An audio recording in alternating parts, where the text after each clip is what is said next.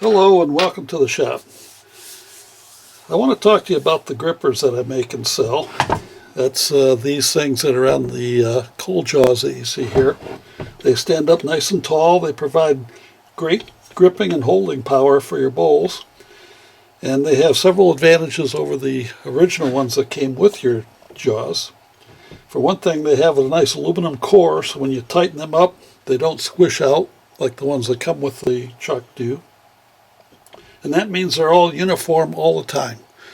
So when you mount a bowl in these grippers and put on the lathe, I'm sure that you've often experienced where the bowl will kind of rotate with run out. You know, it'll kind of be going like this on your lathe. That's because of differential positioning because of the grippers. These eliminate that for you. I originally developed these to hold bowls that I was making with a rollover lip, so the lip kind of goes up and over, and then the lip would be, when you go to turn the foot, standing up too high and the grippers wouldn't hold it. So I made these up and they certainly solved that issue, but then when you go to a conventional bowl like this where the edge just comes straight up, that flange will want to hit your bowl. So you can imagine it being like that. Of course, it'd be the other way around. And that, of course, you can't have. You want to raise your bowl up with some kind of pieces of wood or something under it to raise it up to clear this. Some people try to use the gripper upside down. You should never do that. Because as you can imagine, if you put it upside down, your bolt's coming in from here down. The only amount that's trying to stop this gripper from tipping as you apply the force to hold the bowl is this little piece right here of aluminum and the screw itself. So you're putting a whole lot of stress on this screw that has the potential of not only bending the screw, but even perhaps more likely tearing up or damaging the threads in your chuck face, and that's be terrible. So that's why that flange is there. It's one of the reasons. When you mount it properly, then of course it has that flange to absorb all those forces, and it's a lot harder to tip. Now,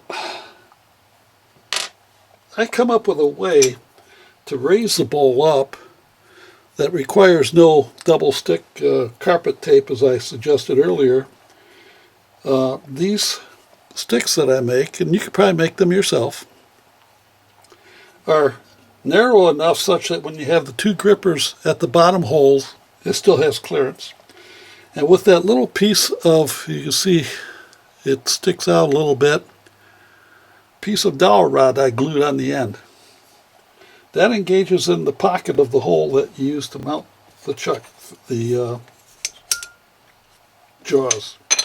So they'll go in like this.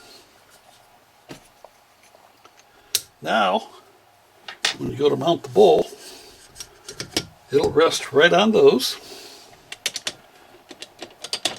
And you can hold down slightly, but tightens up, and you're ready to go to the lathe.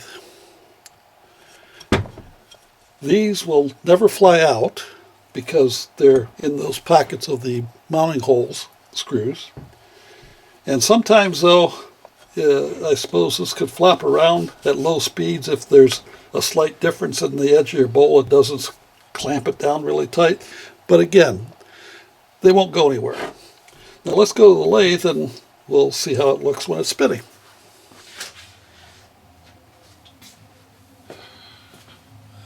So here we are at the lathe. Let's just put it on. Give the lathe some power. And you see it's running dead true.